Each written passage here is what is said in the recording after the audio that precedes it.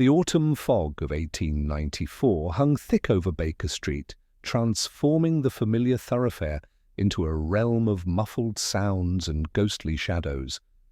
I had returned from my evening rounds to find our lodgings at 221B shrouded in that peculiar atmosphere of expectancy which seemed to precede my friend Sherlock Holmes's most intriguing cases. As I climbed the 17 steps to our sitting room, shaking the moisture from my coat, I reflected upon how the dreary weather had affected my companion's disposition these past weeks. Without a case of sufficient complexity to engage his remarkable faculties, Holmes had grown increasingly restless, alternating between periods of intense violin practice and brooding silence. I found him seated in his familiar chair by the fireplace, his sharp profile illuminated by the dancing flames as he examined a letter with that focused intensity I had come to recognize as the harbinger of adventure. 3 cigarette ends lay in the ashtray beside him, suggesting he had been absorbed in this correspondence for some time. The room bore the familiar aroma of his Turkish tobacco, mingled with the faint scent of the fog that seemed to seep through every crack and crevice of London's buildings. "You have had a trying day, Watson," he remarked without lifting his gaze from the page. "Mrs. Pemberton's condition has taken an unexpected turn, and you are concerned that your initial diagnosis may have been overly optimistic. I should have grown accustomed to these demonstrations by now, yet they never failed to produce within me a mixture of irritation and admiration." I removed my hat and settled into my chair opposite him. "Your powers of observation remain as sharp as ever, Holmes, though I confess I fail to see how you could deduce the specifics of my patient's condition from my mere appearance." "Elementary, my dear fellow. You carry your medical bag in your left hand rather than your right, suggesting extensive note-taking today. The slight ink stain upon your cuff indicates hurried correspondence, likely with a specialist. Most telling, however, is the small crease between your brows, which appears only when you fear you may have failed a patient despite your best efforts." Holmes finally looked up, and I saw in his grey eyes that peculiar gleam which appeared whenever a problem of unusual interest presented itself. He held up the letter, its expensive paper catching the firelight. "But enough of such mundane matters. This arrived by special messenger an hour ago, and it contains what may be the most extraordinary request of my career." "Extraordinary in what way?" "The writer, a Lady Constance Fairfax of Belgravia, informs me that she will be murdered within the next 72 hours. She provides neither the name of her intended assassin nor the specific method, yet she writes with such conviction and clarity that I find myself unable to dismiss her claims as mere hysteria." I leaned forward, my medical training immediately suggesting various explanations. "Surely this must be the product of a disturbed mind, Holmes, perhaps some form of persecution mania or nervous exhaustion."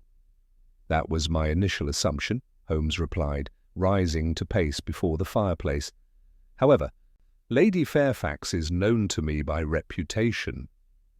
She is the widow of Colonel Sir Marcus Fairfax and manages considerable estates with remarkable acumen.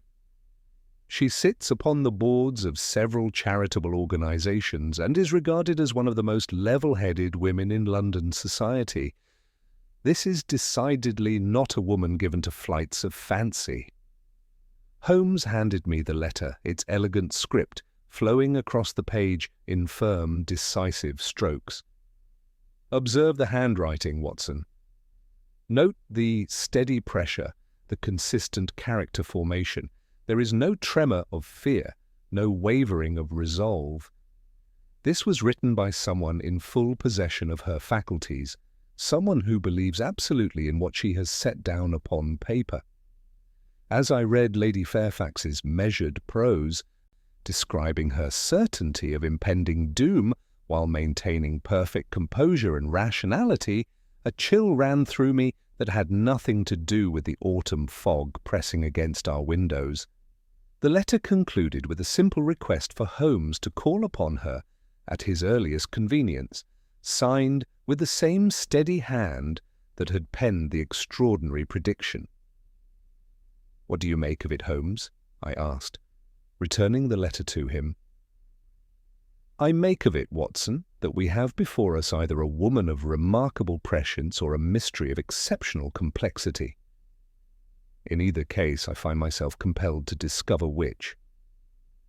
His eyes gleamed with renewed vitality as he reached for his coat. "We shall call upon Lady Fairfax first thing tomorrow morning. A woman who can predict her own murder with such certainty, yet cannot name her assassin, presents a paradox that demands investigation." The game, it seemed, was once again afoot. The following morning dawned crisp and clear, the fog of the previous evening having lifted to reveal London in all its November starkness. Holmes had been awake since dawn, as evidenced by the scattered newspapers and the cold remains of his breakfast. He had marked several society columns with his pencil, gathering intelligence about our prospective client before we made her acquaintance. "Lady Fairfax maintains an impeccable reputation," Holmes observed, as our hansom rattled through the awakening streets toward Belgravia. "Widowed 3 years ago under circumstances deemed entirely natural. Though her late husband was considerably older and possessed of substantial wealth, she has lived quietly since his death, managing her affairs with remarkable competence, for one thrust suddenly into such responsibilities." I watched the elegant townhouses pass by our window, their white facades gleaming in the morning light. The contrast between this prosperous district and the squalid quarters where many of our cases originated was striking. "You suspect her current predicament may be connected to her inheritance?" "I suspect nothing yet, Watson, though I note that sudden wealth often attracts predators as surely as carrion draws vultures. However, what intrigues me most is the precision of her prediction. 72 hours suggests specific knowledge rather than general anxiety." The Fairfax residence stood in a quiet square, its Georgian architecture speaking of old money and established position. A butler of middle years admitted us with the solemn efficiency of his profession, leading us through a marble-floored entrance hall adorned with portraits of stern-faced ancestors. I noted that Holmes's keen eyes took in every detail of our surroundings, from the fresh flowers in the vases to the slight wear on the carpet that indicated the household's daily routines. The morning room into which we were shown overlooked a small garden where the last roses of autumn drooped beneath the weight of the previous night's frost. It was here that Lady Constance Fairfax rose to greet us, and I was immediately struck by the contradiction she presented. She was a woman of perhaps 40 years, handsome rather than beautiful, with intelligent grey eyes that met Holmes's penetrating gaze without flinching. Her composure was remarkable, yet beneath the surface courtesy I detected an undercurrent of profound tension, like a violin string wound almost to its breaking point.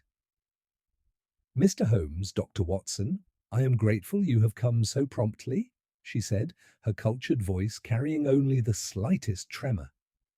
"Please, be seated. I imagine you find my letter somewhat extraordinary."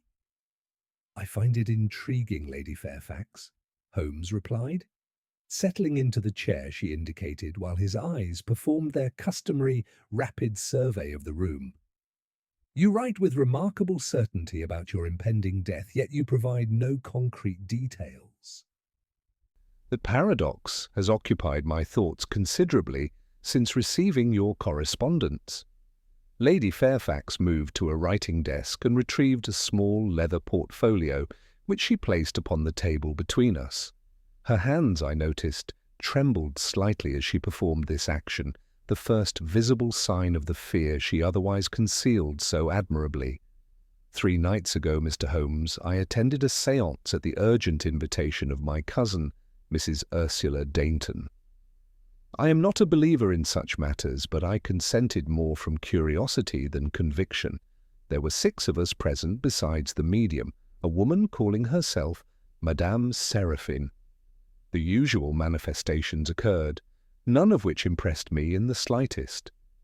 She paused, her fingers tightening on the portfolio. Then quite suddenly, the voice changed. It grew lower, more distinct, and addressed me by my maiden name, which no one in that room habitually uses. It said, "Constance Harbury, you walk with death at your shoulder. Before the last stroke of Saturday's clock you shall be slain by one you trust." Holmes leaned forward with that focused intensity which transformed him from languid observer into a creature of pure intellectual energy. "And your reaction, Lady Fairfax?" I laughed. She said simply, "I took it for a crude attempt at theatricality. However, the following morning I received this." She opened the portfolio to reveal an anonymous note, its words printed in uneven characters. "Beware Saturday, beware those closest to you." "But that is not all, Mr. Holmes," she continued, her voice dropping to barely above a whisper. "I have since made discreet inquiries and discovered something that chills me to the bone. In the past 6 months, 4 women of my acquaintance have died under circumstances deemed accidental or natural. Each had confided to someone close to her about receiving similar warnings before their deaths. Mrs. Eleanor Ashworth, Miss Caroline Pembroke, Lady Margaret Thornhill, Mrs. Diana Westbrook. All received anonymous notes, all attended séances where their deaths were predicted, all dismissed the warnings until it was too late." The room fell silent, save for the ticking of a mantel clock. Holmes rose and moved to the window, his hands clasped behind his back in that characteristic pose which indicated deep thought.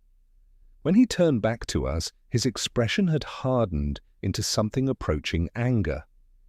"You are telling me, Lady Fairfax, that we face not a single threatened murder, but evidence of a systematic campaign that has already claimed 4 victims, and you believe yourself to be the 5th.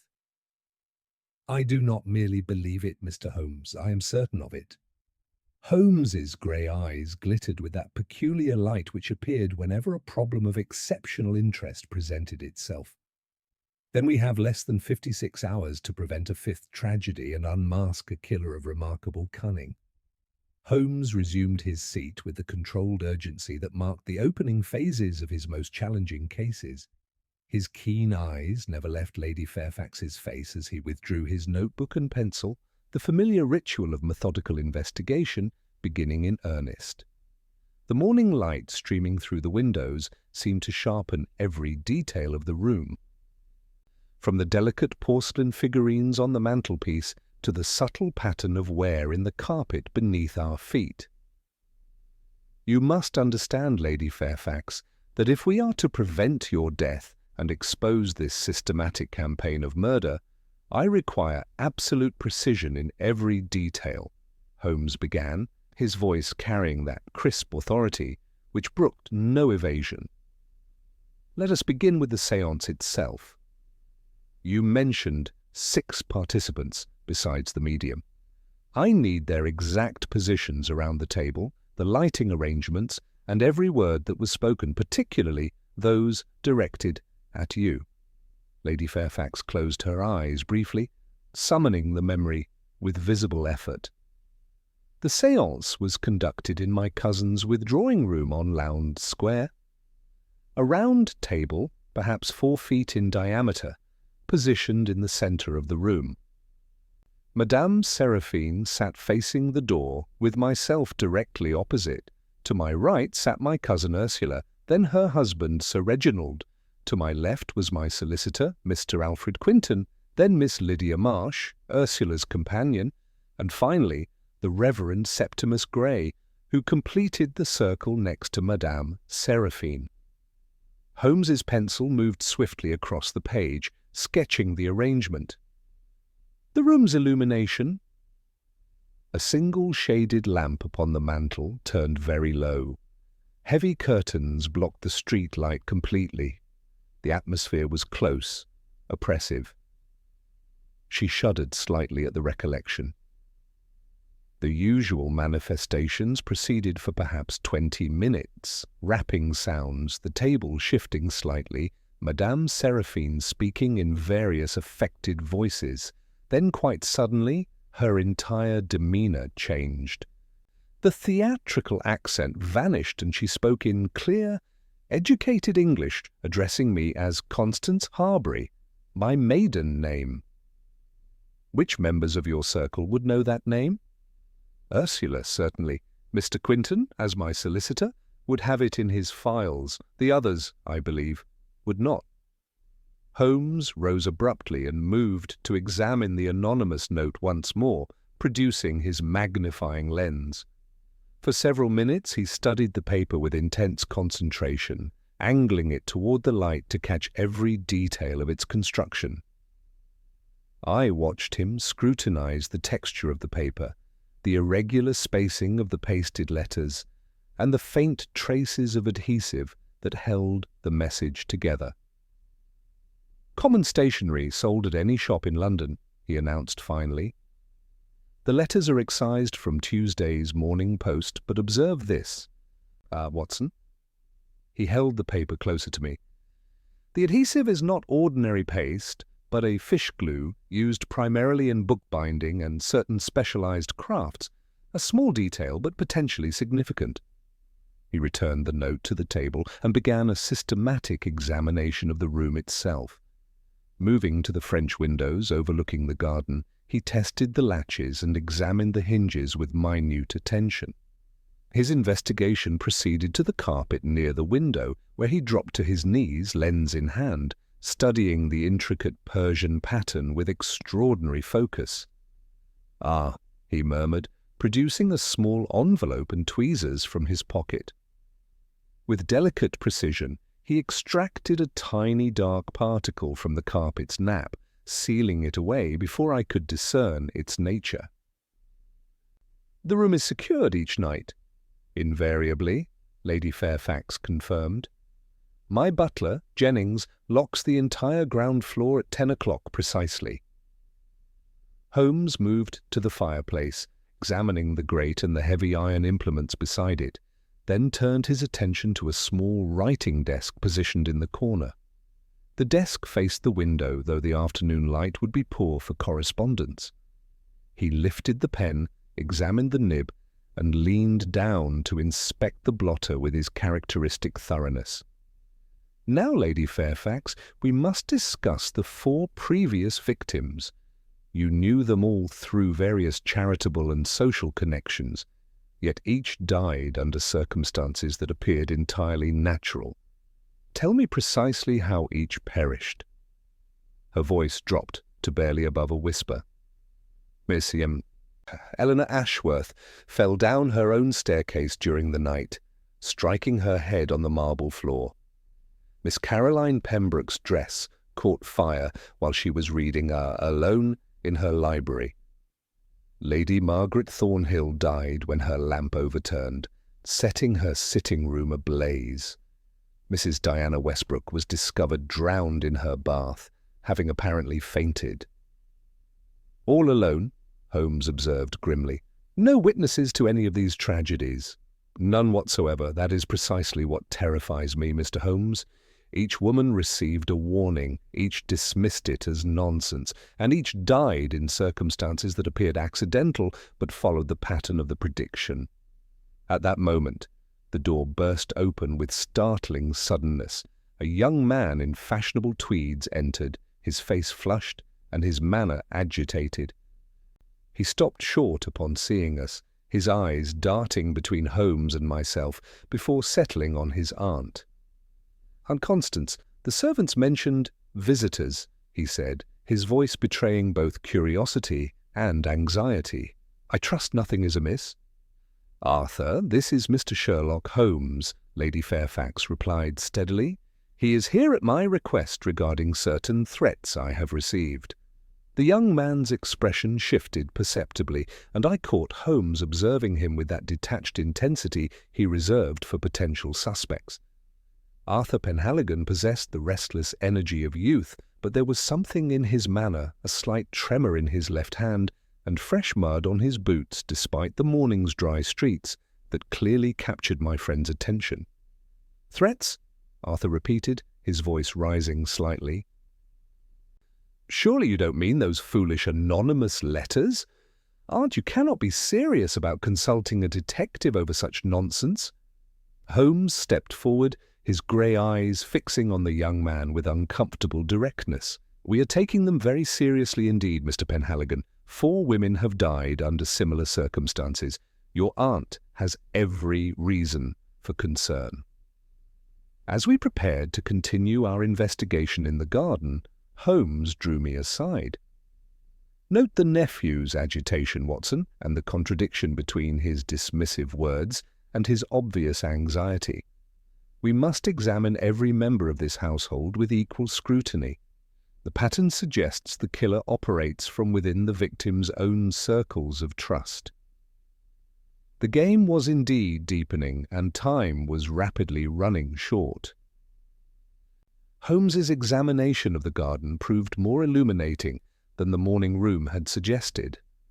The small enclosed space, bordered by high brick walls and accessible only through the French windows or a single gate leading to the mews, bore subtle signs of recent intrusion. He knelt beside the laurel bushes that flanked the lower windows, his magnifying lens moving methodically across the disturbed earth. "Someone has been watching the house, Watson," he announced, his voice carrying that note of grim satisfaction which accompanied the discovery of significant evidence. "Observe these impressions in the soil. A man of moderate height and weight stood here for some considerable time, shifting his position repeatedly. The depth and pattern suggest he was here within the past day or 2. Before the frost set in completely, I examined the area he indicated, noting the churned earth and the broken twigs of the shrubs. The position would afford an excellent view of the morning room." "Precisely, and note this, Watson." Holmes moved to examine the garden wall, where several tendrils of ivy had been torn away, and fresh scratches marked the weathered brick. "Someone has either climbed this wall or descended from it. The neighbouring property houses respectable lodgings, I believe." Before I could confirm this observation, the sound of footsteps on the gravel announced Arthur Penhaligon's approach. The young man emerged from the house carrying a telegram, his face flushed with what appeared to be a mixture of anger and anxiety. His boots, I noted with growing unease, bore fresh traces of the same dark soil Holmes had been examining. "Mr. Holmes," Arthur began, his voice betraying considerable agitation, "I must protest this intrusion into my family's affairs. My aunt is a woman of delicate sensibilities, and these investigations are causing her considerable distress." Holmes rose from his examination of the wall, brushing the damp earth from his knees with deliberate care. "Your concern for Lady Fairfax is commendable, Mr. Penhaligon. Perhaps you could assist our investigation by accounting for your movements yesterday evening." The young man's flush deepened. "I fail to see the relevance of such questions." "4 women have died under circumstances remarkably similar to those now threatening your aunt," Holmes replied with icy precision. "Every detail is relevant until proven otherwise." "Where were you between 8 and 10 o'clock last evening?" Arthur's hands clenched and unclenched around the telegram.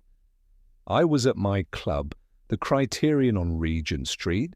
I remained there until nearly 11, then walked home. Several members can vouch for my presence if you doubt my word." "And your financial circumstances, Mr. Penhaligon? I understand you have recently returned from India under somewhat trying conditions." The question struck home with visible force. Arthur's face went pale, then flushed again, with what was unmistakably anger. My private affairs are no concern of yours, Mr. Holmes. Whatever difficulties I may have encountered, I would never harm my aunt. The suggestion is monstrous. Yet you stand to inherit substantially upon her death. I am her principal heir, yes, but there are other beneficiaries. My cousin, Mrs. Dainton, several charities. The estate is not inconsiderable, but neither am I destitute without it. His voice had grown defensive, and I observed that the tremor in his left hand had become more pronounced. Holmes allowed the silence to stretch uncomfortably before nodding toward the house. We should return to Lady Fairfax. The morning grows cold, and there are other matters to discuss. Back in the morning room, Holmes requested an interview with the butler, Jennings. The dignified man appeared within moments, his professional composure intact, despite the unusual circumstances. Holmes questioned him thoroughly about the household routines, the security arrangements, and any recent irregularities. "Has anything unusual occurred in recent days?" Holmes inquired. "Any unexpected visitors? Any changes in routine?" Jennings considered the question with the careful deliberation of his profession. "There was one matter, sir, though I hesitate to mention it as it appeared entirely legitimate at the time. 3 days ago a gentleman called claiming to represent the gas company. He wished to inspect the fittings throughout the house for safety purposes. His credentials appeared genuine, and I permitted him to conduct his examination." Holmes's entire demeanour sharpened with sudden interest. "Describe this man in precise detail." "Middle-aged, perhaps 45 years, of average height and unremarkable build, clean-shaven, wearing spectacles, with a somewhat scholarly appearance. He carried the appropriate tools and testing equipment and wore the standard uniform of a gas company inspector." "How long did this inspection require?" "Perhaps an hour, sir. He examined the fittings in all the principal rooms, including Lady Fairfax's private sitting room upstairs. He left a certificate of inspection which I filed with the household accounts." Holmes examined the certificate with intense scrutiny, holding it to the light and studying every detail of its construction. His expression grew increasingly grave as he continued his analysis. "This is a forgery," he announced flatly. "A competent one, but unmistakably fraudulent. The watermark is incorrect, the printing shows subtle inconsistencies, and the signature bears no resemblance to the genuine inspector's hand. This man gained access to your household under entirely false pretenses." The implications hung heavy in the air. Lady Fairfax had grown pale, her hands gripping the arms of her chair with visible tension. Even Arthur seemed genuinely shocked by this revelation, his earlier defensiveness replaced by what appeared to be authentic concern. "When did this inspection occur?" Holmes pressed. 3 days ago, sir. The same evening as the séance at Mrs. Dainton's residence."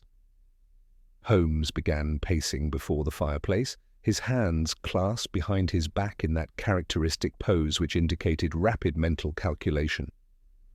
"The timing is no coincidence, Watson. While Lady Fairfax was occupied elsewhere, our impostor had free access to examine the house, study its layout, and perhaps plant certain devices or make certain preparations." "But what could he have done in an hour?" I asked. "That remains to be determined. However, I suspect we shall find that his activities were both methodical and purposeful." Holmes turned to Lady Fairfax, his expression grave. "Madam, you must understand that we are dealing with an adversary of considerable cunning and preparation. This false inspector represents planning that extends far beyond simple opportunism." Arthur stepped forward, his earlier antagonism replaced by genuine alarm. "Aunt Constance, surely you cannot remain in this house if it has been compromised by some criminal." "On the contrary," Holmes interjected, "Lady Fairfax is safer here, where we can control the environment, than anywhere else. However, I must insist on certain precautions." He fixed his penetrating gaze upon the young man. "Mr. Penhaligon, I trust you will remain in the house today to assist in protecting your aunt."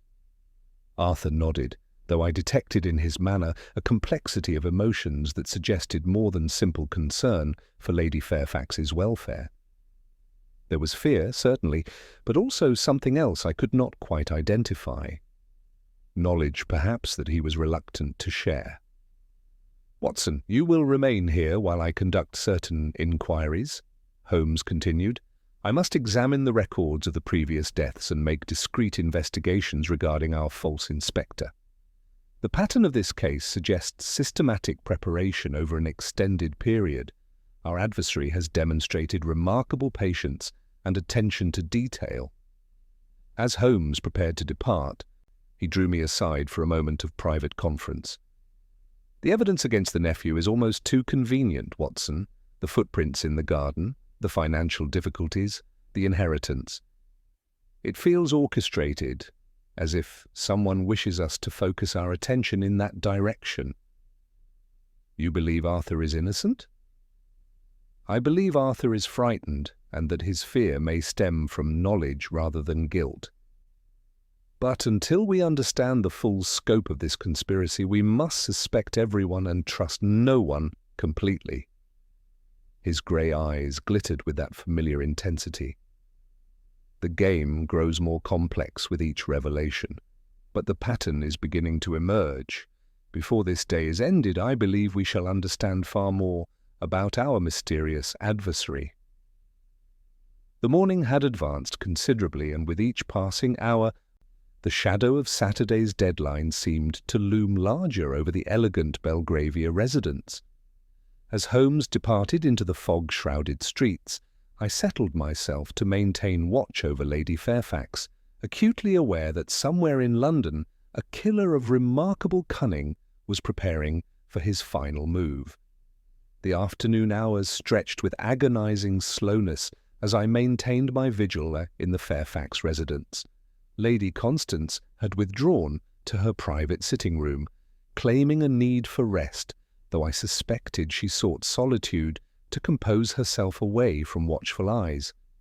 The household staff moved through their duties with that subdued efficiency which suggested they sensed something amiss, though Jennings maintained admirable discretion regarding the morning's revelations.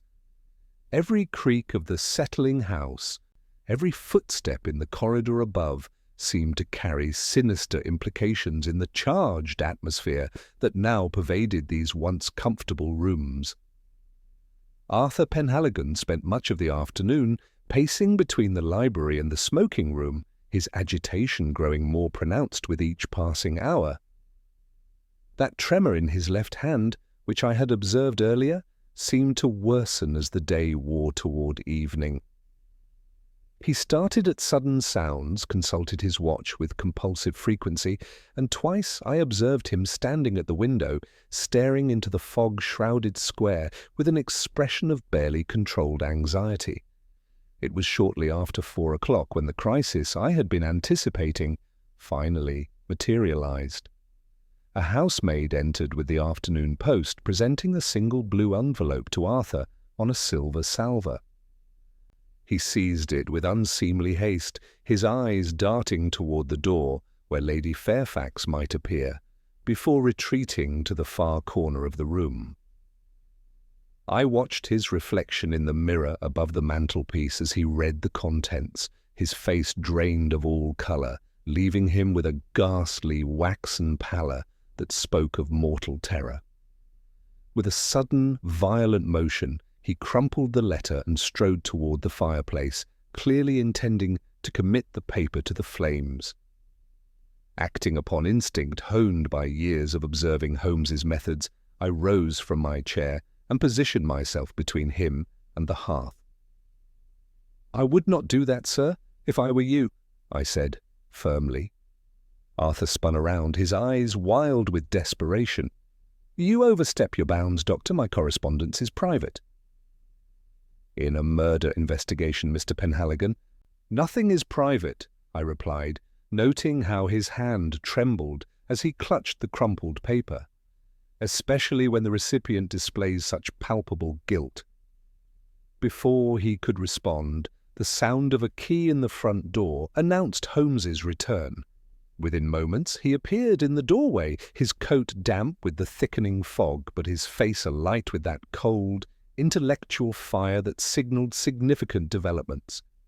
He took in the scene instantly, his penetrating gaze moving from Arthur's defiant posture to the crumpled note in his hand, and a thin smile touched his lips. "An excellent tableau, Watson," he remarked, stepping into the room and stripping off his gloves with deliberate care. "I see that the afternoon's tension has produced the inevitable result. Mr. Penhaligon, I believe you are holding a document that might shed considerable light on our inquiry." For a moment I thought the young man would refuse, but the sheer force of Holmes's personality, combined with his own evident exhaustion, seemed to break his remaining resolve. He surrendered the crumpled paper and collapsed into an armchair, burying his face in his hands with a gesture of utter defeat. Holmes smoothed the letter on the side table, and I leaned forward to read its contents. It was a demand note from a notorious moneylender in the East End, referencing a debt of staggering proportions and ending with a chilling ultimatum. Settlement required by Saturday noon, or the matter becomes public knowledge. "Saturday?" Holmes observed, his voice carrying that dangerous softness which preceded his most devastating deductions. "The very day Lady Fairfax is predicted to die. How remarkably convenient that your financial crisis should reach its climax at precisely the same moment as your aunt's prophesied demise." "I did not do it," Arthur cried, looking up with desperate, haunted eyes. "Yes, I am in debt, foolishly and deeply so. I have been terrified that Aunt Constance would discover my folly and disinherit me entirely. That is why I have been so agitated, so on edge. But I would never harm her. Whatever my faults, whatever my desperation, I love her dearly." Holmes studied him with that peculiar intensity which seemed to penetrate to the very soul. "We shall see, Mr. Penhaligon. However, my own inquiries this afternoon have borne fruit of a rather different variety." He moved to warm his hands at the fire, his audience waiting with varying degrees of apprehension. "I have paid visits to the Gas, Light and Coke Company, Somerset House, and the offices of several insurance companies. The pattern I have uncovered is both illuminating and deeply disturbing." At that moment Jennings appeared in the doorway to announce visitors. Mrs. Ursula Dainton swept into the room with the imperious manner of one accustomed to immediate attention, followed by her husband, Sir Reginald, whose florid complexion and nervous demeanour suggested a man perpetually struggling to keep pace with his more dynamic wife. "Where is Constance?" Ursula demanded without preamble. "I have heard the most extraordinary rumours that she has engaged a detective. Surely this cannot be true?" "I am afraid it is entirely true, Mrs. Dainton," Holmes replied smoothly. "Lady Fairfax has excellent reason to fear for her life. Perhaps you can assist our investigation by explaining how you came to arrange the séance where specific threats were made against her." Ursula's eyes narrowed with sharp intelligence, but before she could respond, Lady Fairfax herself appeared, drawn by the sound of voices. The reunion between the cousins was cordial but lacked warmth, and I sensed undercurrents of tension that extended far beyond the present crisis. "I have come to talk sense into you, Constance," Ursula declared. "This entire affair is becoming a public spectacle, and the association with such sensational matters is damaging to all our reputations." "My reputation concerns me less than my life," Lady Fairfax replied, with steel in her voice. "4 women are dead, Ursula. 4 women who received warnings identical to mine." Holmes stepped forward, his grey eyes glittering with that familiar intensity. "Indeed, and my investigations have revealed the systematic nature of these crimes. Each of the 4 deceased women had recently increased their life insurance substantially. Each policy named different beneficiaries, but in every case the increase occurred within weeks of their deaths. Moreover, each woman had consulted the same solicitor regarding changes to their wills in the months preceding their demise. The silence that followed was profound and terrible. Arthur looked up sharply, his face reflecting genuine shock rather than guilt. Sir Reginald had gone quite pale, while Ursula's expression remained carefully controlled. "What solicitor?" Lady Fairfax whispered, though I suspected she already knew the answer. "Mr. Alfred Quinton of Lincoln's Inn Fields," Holmes replied with inexorable precision.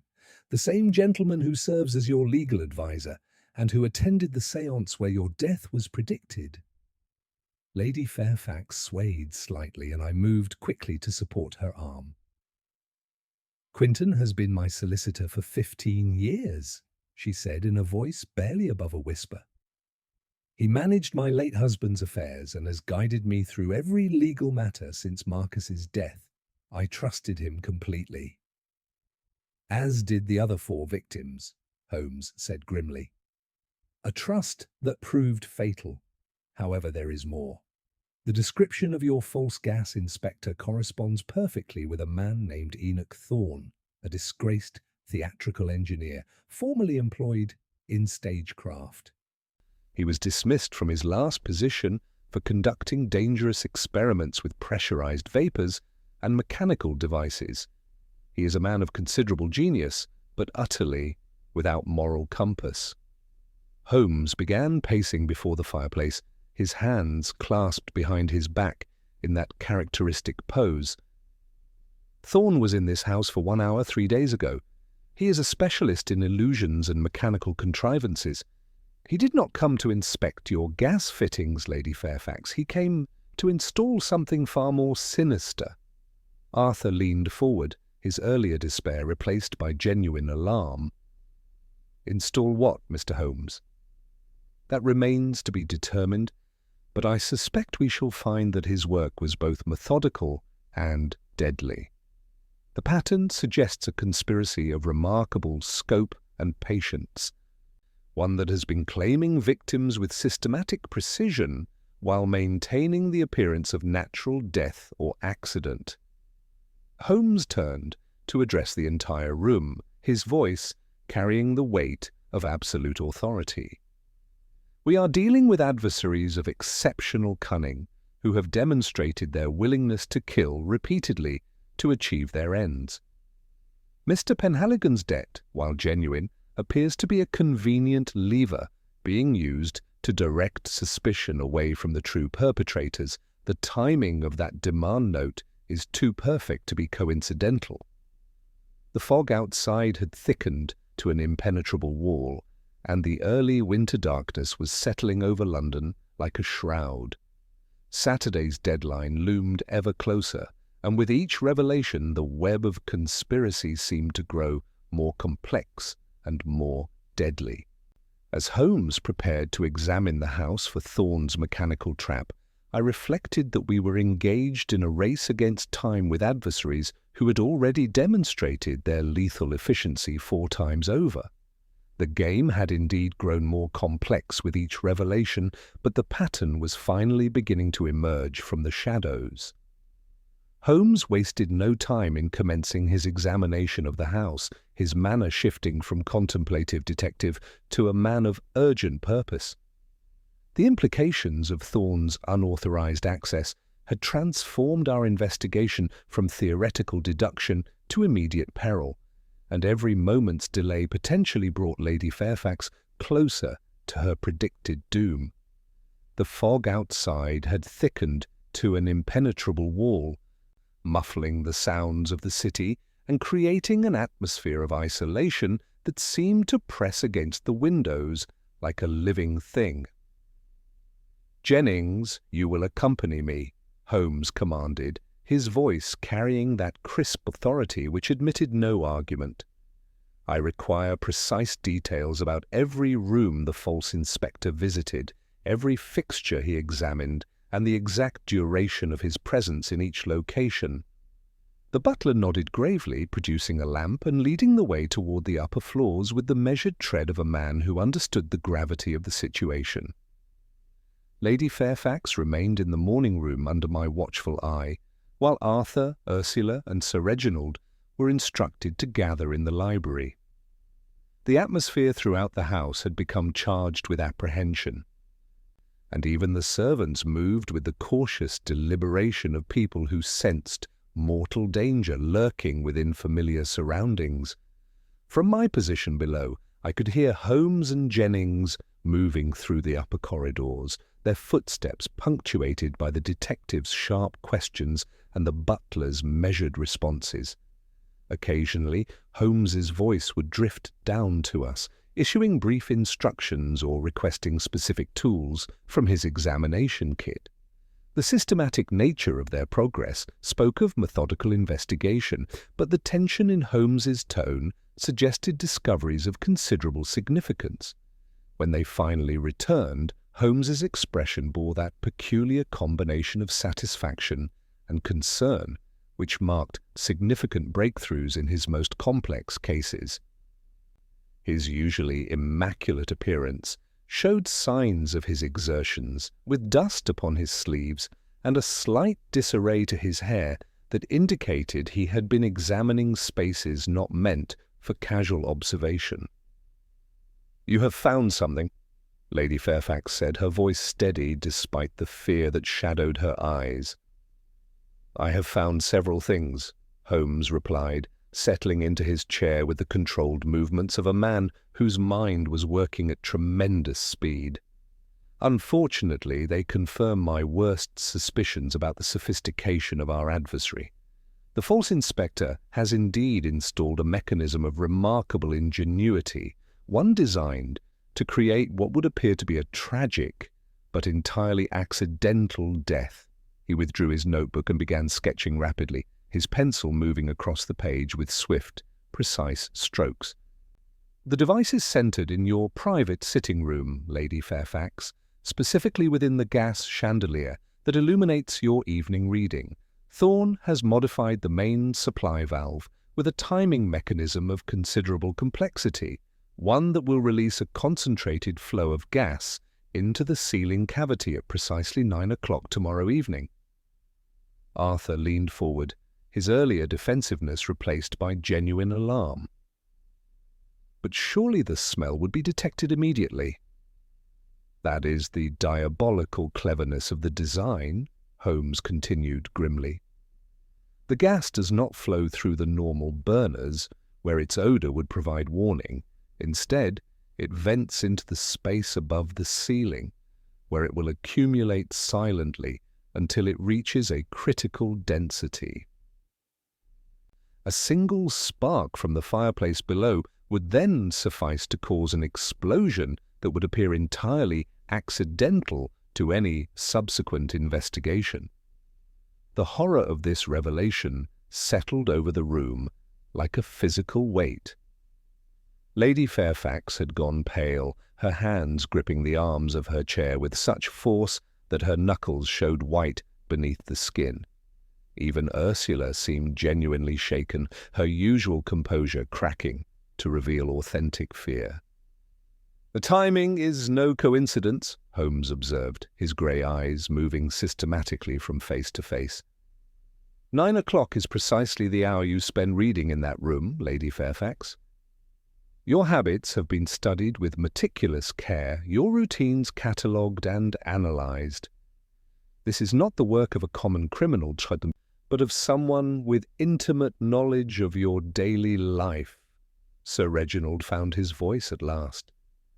But who could possess such knowledge? Who among our circle could be capable of such monstrous calculation? That question brings us to the heart of the conspiracy, Holmes replied. We have identified the mechanical means, but the human elements remain partially concealed. The pattern suggests coordination between multiple parties, someone to provide technical expertise, someone to gain the victim's trust and learn their habits, and someone to benefit from their deaths. At that moment, the sound of the front door opening announced an unexpected arrival. Jennings appeared in the doorway, his professional composure showing signs of strain. "A telegram for you, sir," he announced, presenting Holmes with a blue envelope. The messenger insisted it was urgent. Holmes tore open the envelope and read its contents, his expression darkening with each word. When he looked up, his eyes held that dangerous glitter which appeared when he sensed his quarry within reach. "The game enters its final phase," he announced quietly.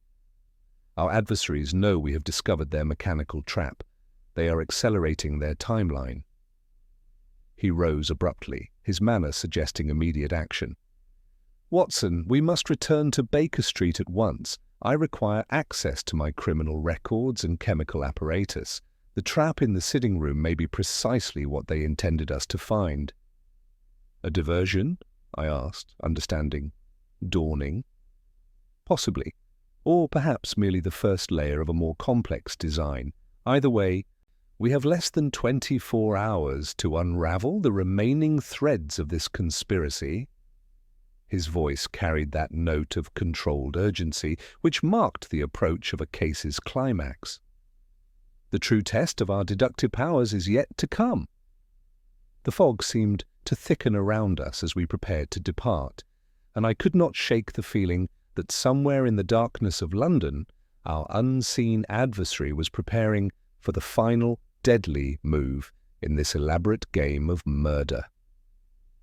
The hansom carried us swiftly through the fog-shrouded streets toward Baker Street, the yellow gaslight from the street lamps appearing and vanishing like spectral guardians in the thick November mist. Holmes sat rigid beside me, the telegram still clutched in his long fingers, his grey eyes fixed upon some distant point where logic and intuition converged into understanding. The rhythmic clatter of hooves against cobblestones seemed to echo the relentless ticking of time itself, each passing moment bringing us closer to Saturday's deadly appointment. Upon reaching our lodgings, Holmes immediately transformed our sitting room into a laboratory of detection. His chemical apparatus emerged from various drawers and cabinets, while his extensive files scattered across our every available surface in that organized chaos which marked the most intensive phases of his investigations. The familiar aroma of various reagents soon filled the air as he subjected the mysterious particle from Lady Fairfax's carpet to rigorous analysis. "The telegram from Lestrade confirms our worst suspicions, Watson," Holmes announced, adjusting the flame beneath a test tube where a reaction was producing a telltale blue precipitate. "Thorne has indeed been lodging in Stepney under an assumed name, and his quarters contained extensive chemical apparatus. More significantly, neighbours identified Alfred Quinton as a frequent visitor to these premises." I watched him work with that precise economy of movement which characterized his most focused investigations. "Then we have established the connection between the mechanical expert and the solicitor." "Indeed, but observe this more closely." Holmes held up a slide containing the particle under his microscope, gesturing for me to examine it. Through the lens I could see the fragment had been transformed by his chemical treatment, revealing its true nature.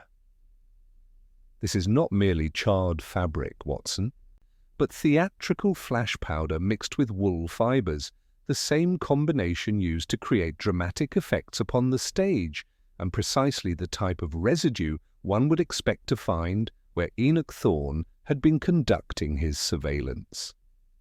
Before I could fully absorb the implications of this discovery, Mrs. Hudson appeared at our door, her usually composed features showing signs of considerable agitation. "Mr. Holmes, there is a young woman below who insists she must speak with you immediately. She appears quite distressed and claims the matter concerns Lady Fairfax." "Show her up at once," Holmes commanded, his manner suggesting he had been anticipating precisely such a development. The woman who entered our sitting room was perhaps 25 years of age, plainly but respectably dressed in the manner of a lady's companion or governess. A pale complexion and trembling hands spoke of genuine terror, while her intelligent eyes darted nervously toward the door as if she feared immediate pursuit. She clutched a worn leather portfolio to her chest with the desperate grip of one whose very life depended upon its contents. "Mr. Holmes," she began, her voice barely above a whisper, "I am Miss Lydia Marsh, companion to Mrs. Ursula Dainton. I was present at the séance where Lady Fairfax received her warning. I have come because I can no longer remain silent about what I know, though speaking may cost me my position and perhaps my life." Holmes assumed that posture of patient but intense attention which had encouraged countless confessions over the years. "You are quite safe here, Miss Marsh. Tell us everything." Omitting no detail, however insignificant it may appear, the young woman drew a shuddering breath before beginning her extraordinary tale. "I have served as Mrs. Dainton's companion for 3 years, Mr. Holmes, and in that time I have witnessed things that have filled me with growing horror. Mrs. Dainton maintains correspondence with individuals of questionable character, including a man I now believe to be your Enoch Thorne, though she refers to him only as her theatrical consultant." She opened the portfolio with trembling fingers and withdrew a leather-bound ledger, placing it upon the table between us. "6 months ago, I discovered this hidden in her private desk. It contains a systematic list of wealthy women with detailed notations regarding their financial circumstances, daily habits, household arrangements, and personal vulnerabilities. 4 names have been struck through with red ink, Mr. Holmes. Lady Fairfax appears next on the list." Holmes seized the ledger immediately, his eyes scanning its pages with that remarkable speed which allowed him to absorb vast quantities of information in moments. His expression grew increasingly grave as he read, and I observed that familiar tightening around his eyes which appeared when he encountered evidence of particular villainy. "This is extraordinary, Watson," he murmured, his voice carrying a note of cold fury. "A systematic catalogue of potential victims, each studied with the thoroughness of a military campaign. But what is Mrs. Dainton's motive? She stands to inherit only a modest portion of Lady Fairfax's estate, according to our information." Miss Marsh's voice dropped to barely above a whisper. "That is not her primary concern, Mr. Holmes. Mrs. Dainton has been speculating heavily in railway stocks using money she does not possess. She has accumulated debts of staggering proportions through various moneylenders, all of whom believe she is about to inherit substantially from her cousin. She has been systematically defrauding creditors by promising imminent settlement from Lady Fairfax's estate. The implication struck me with devastating force. But if Lady Fairfax does not die as predicted—" "Precisely, Dr. Watson," Miss Marsh confirmed. "Mrs. Dainton faces exposure and complete ruin. Her creditors have grown impatient and are demanding settlement by this weekend. The timing of Lady Fairfax's predicted death is no coincidence. It represents Mrs. Dainton's only escape from financial catastrophe." Holmes rose abruptly and began pacing before the fireplace, his hands clasped behind his back in that characteristic pose which indicated rapid mental synthesis. "The conspiracy becomes clear at last, Watson. We have Mrs. Dainton providing social access and intimate knowledge of the victims. Thorne supplies the technical expertise to create seemingly accidental deaths. Quinton manipulates the legal and financial arrangements to ensure maximum profit. And behind it all lies a fourth party, someone with the imagination and ruthlessness to orchestrate such an elaborate scheme." "The medium," I said suddenly. "Madame Seraphine must be more than a mere theatrical performer." "Indeed. The séances serve multiple purposes. They provide psychological conditioning for the victims, create the illusion of supernatural inevitability, and offer a perfect venue for transmitting specific information between the conspirators." Holmes turned to Miss Marsh, his expression softening slightly.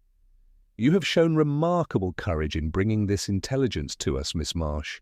You must remain here under Mrs. Hudson's protection until this matter is resolved. The danger to you is now considerable." The young woman nodded, relief evident despite the gravity of her situation. "There is one more thing, Mr. Holmes. I have observed Mrs. Dainton meeting secretly with Madame Seraphine at an address in Limehouse. But I believe the entire séance was carefully staged to provide Lady Fairfax with the prediction that would later make her death appear to be the fulfillment of supernatural prophecy." Holmes's eyes gleamed with that cold fire which appeared when the final pieces of a complex puzzle began falling into place. "The web is nearly complete, Watson. We have identified the principal conspirators and understand their methods, but we have not yet determined the true nature of the threat to Lady Fairfax. The gas trap was meant to be discovered, which means the real danger remains hidden." He consulted his watch, his expression growing grave in the lamplight. "It is now past 8 o'clock on Friday evening. We have less than 25 hours until the predicted time of death. Somewhere in that house, a mechanism awaits that will claim Lady Fairfax's life unless we can identify and neutralize it before 9 o'clock tomorrow evening." The fog pressed against our windows like a living entity, and somewhere in the darkness of London, our adversaries were preparing for their final, deadly gambit. The game had entered its most critical phase, and the margin for error had vanished entirely. Yet for the first time since receiving Lady Fairfax's letter, I felt we might possess the knowledge necessary to prevent a fifth tragedy and expose a conspiracy of remarkable scope and malevolence. The remainder of that Friday evening found Holmes in a state of intense cerebral activity, alternating between methodical examination of Miss Marsh's ledger and periods of absolute stillness where he sat with his fingers steepled beneath his chin. The clock on our mantelpiece seemed to tick with unusual prominence, each second carrying us inexorably toward Saturday's deadly appointment. I had witnessed this pattern of concentrated thought countless times, recognizing it as the external manifestation of that extraordinary mental machinery which could transform disparate facts into coherent theory. At precisely 10:30, Holmes suddenly sprang from his chair with that explosive energy which marked the breakthrough of critical insight. His grey eyes blazed with triumph as he seized the ledger and began examining its pages with renewed intensity, his finger tracing certain marginal notations that had previously escaped detailed scrutiny. "Watson, observe these symbols beside each victim's name," he said urgently, angling the book toward our lamplight. "They appear to be mere decorative flourishes, but they constitute, in fact, a sophisticated coding system. Each symbol corresponds to a specific methodology of death, and their variations reveal something of profound significance about our adversary's planning." I studied the marks he indicated, noting their subtle but distinct differences. Where I had initially seen random embellishments, Holmes's trained eye had detected a pattern of deliberate communication. They do appear systematically varied rather than randomly placed. Precisely. Each represents a variation on the fundamental principle of death by apparent accident, but observe this crucial detail. His finger moved to Lady Fairfax's entry, where the symbol differed markedly from all others. This suggests not a single catastrophic event, but a progressive mechanism designed to operate over an extended time frame. The implications are most disturbing. Before I could fully absorb this revelation, a thunderous knocking at our street door shattered the night's contemplative silence. Mrs. Hudson's alarmed voice drifted up from below, followed immediately by heavy footsteps ascending our stairs with evident urgency. Inspector Lestrade burst through our sitting-room door, his usually composed features showing signs of considerable agitation, his coat glistening with moisture from the thickening fog. "Holmes, thank Providence you're available," he gasped, accepting the chair I hastily offered while struggling to catch his breath. "There's been a development of the most serious nature. Alfred Quinton has been discovered dead in his chambers at Lincoln's Inn Fields, murdered within the past 2 hours by all appearances, and under circumstances that suggest considerable violence." The news struck with devastating force. Holmes's expression transformed instantly from intellectual triumph to grim calculation as he processed this unexpected complication. The careful architecture of our investigation had suddenly acquired a new and dangerous dimension. "The precise manner of death?" Holmes inquired, his voice carrying that crisp authority which admitted no evasion. Stabbed through the heart with his own paper knife, the room showed evidence of violent struggle, and certain documents have been removed from his private safe, which was discovered standing open. Lestrade consulted his notebook with methodical precision.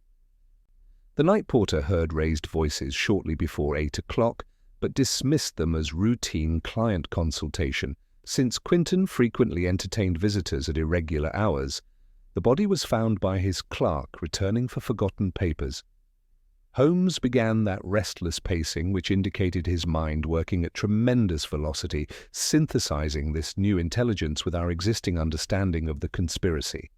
The familiar rhythm of his footsteps seemed to echo the relentless progression of time itself, each step bringing us closer to Saturday's predicted catastrophe. "The conspirators are eliminating potential sources of evidence, Watson," he announced with cold certainty. Quinton possessed knowledge that rendered him dangerous to his confederates once our investigation began threatening their security. His death serves the dual purpose of removing a crucial witness while simultaneously creating confusion regarding the true scope of their operations. "But surely this confirms Mrs. Dainton's central involvement," I protested. "She possessed the strongest motive for silencing him before he could reveal the extent of her financial manipulations." "On the contrary, Watson, it suggests something far more complex and considerably more dangerous." Holmes turned to Lestrade with sudden intensity. "Inspector, I require your immediate assistance in a matter of absolute urgency. Lady Constance Fairfax of Belgravia faces mortal peril, and we possess fewer than 21 hours to prevent her murder. I need constables positioned around her residence and official authority to conduct comprehensive examination of the premises." Lestrade's professional skepticism warred visibly with his extensive experience of Holmes's remarkable insights. Years of collaboration had taught him to respect my friend's seemingly impossible deductions, yet the request demanded considerable official resources based on what might appear to be theoretical speculation. "On what specific grounds, Holmes? I cannot simply authorize invasion of a respectable household without substantial justification for the Commissioner." "4 women have already perished, Inspector, and a 5th will join them tomorrow evening unless we act with decisive authority." Holmes's voice carried that note of absolute conviction which had swayed countless official minds throughout our partnership.